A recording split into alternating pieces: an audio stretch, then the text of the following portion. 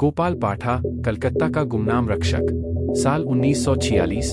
भारत आज़ादी के मुहाने पर खड़ा था। एक ओर देश का भविष्य लिखा जा रहा था, दूसरी ओर धार्मिक विभाजन की आग में कई शहर जल रहे थे। 7 अगस्त 1946 मुस्लिम लीग ने डायरेक्ट एक्शन डे की घोषणा की। उनका मकसद था पाकिस्तान चाहिए, हर कीमत पर। 16 अगस्त को कोलकाता की सड़कों पर जो हुआ वो सिर्फ दंगा नहीं था, वो एक ऐसा सुनियोजित नरसंहार था जहां मुसलमानों की भीड़ ने हथियारों से लैस होकर हिंदू मोहल्लों को घेरना शुरू कर दिया। मंदिर तोड़े गए, दुकानें जला दी गईं, मासूम बच्चों को मांओं के सामने मार डाला गया। 4 दिन तक कोलकाता की गलियों में सिर्फ चीखें थीं, आग, खून और लाशों के ढेर। और ऐसे समय में जब हिंदू समाज डरा हुआ था, जब पुलिस मूक दर्शक बनी हुई थी, जब नेता सिर्फ भाषण दे रहे थे, तब एक कसाई उठा, एक मांस बेचने वाला, जिसका नाम था गोपाल चंद्र मुखर्जी। लोग उसे कहते थे गोपाल पाठा। गोपाल कौन था? कोलकाता का एक आम आदमी, बकरीमटन बेचने वाला व्यापारी।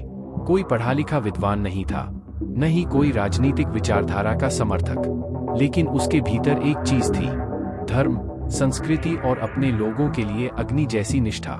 एक निर्णय जिसने इतिहास बना दिया। जब डायरेक्ट एक्शन डे के बाद मुस्लिम लीग के गुंडों ने मोहल्लों में हिंदू घरों को जलाना शुरू किया, तो गोपाल पाठा ने अपने कसाईखाने को बंद किया और कहा, अब ये छुरा मांस काटने के लिए नहीं, अपने लोगों की रक्षा के लिए चलेगा। वो युद्ध की योजना बनाने लगा, शहर के युवाओं को इकट्ठा किया, मोहल्लों में पैदल गश्त शुरू की, दुकानें, मंदिर, स्कूल, सबकी रक्षा के लिए उसने अपने साधनों से हथियार खरीदे, स्थानीय लोहारों से तलवारें बनवाईं, देसी कट्टों और बंदूकों का इंतजाम किया। अगर कोई हमला करेगा तो उसकी वापसी की गारंटी नहीं होगी। ये था गोपाल का सिद्धांत, कलकत्ता का रक्षा कवच। धीरे धीरे गोपाल के नेतृत्व में एक गुप्त हिंदू रक्षा सेना तैयार हुई। ये सैनिक रात में ट्रेनों से निकलते, मोहल्लों की रक्षा करते। पुलिस की जगह इन्होंने मोर्चा संभाला, बच्चों और महिलाओं को सुरक्षित स्थानों पर पहुंचाया गया, घायलों के लिए दवाओं का इंतजाम हुआ। मुसलमानों पर कोई पहला हमला नहीं किया गया, लेकिन जहां हमला हुआ वहां जवाब भी मिला। गोपाल का नाम बन गया भय का प्रतीक।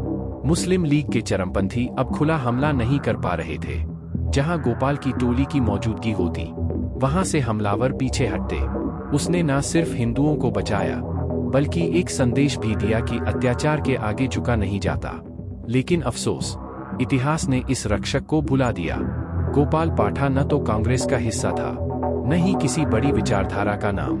उसने प्रचार नहीं किया, वो माइक पर नहीं चढ़ा, वो लड़ता रहा ताकि उसके लोग जिंदा रह सके। आज जब हम कोलकाता की गलियों में चलते हैं, तो कहीं कोई मंदिर, कोई गली, कोई पुस्तक गोपाल पाठा का नाम नहीं लेती, लेकिन उन परिवारों की तीसरी पीढ़ियां आज भी कहती हैं, अगर उस समय गोपाल नहीं होता तो हम भी नहीं होते। गोपाल पाठा एक ऐसा वीर जिसने तलवार नहीं, कर्तव्य उठाया था। वो कसाई था, लेकिन उस दिन वो इस देश का रक्षक बना। उसका नाम इतिहास की किताबों में नहीं, लेकिन हर सच्चे भारतीय के दिल में होना चाहिए। ये थी उस गुमनाम वीर की कहानी जिसे इतिहास ने भुला दिया, लेकिन हम इतिहास की परछाई में उन्हें फिर से जीवित कर रहे हैं।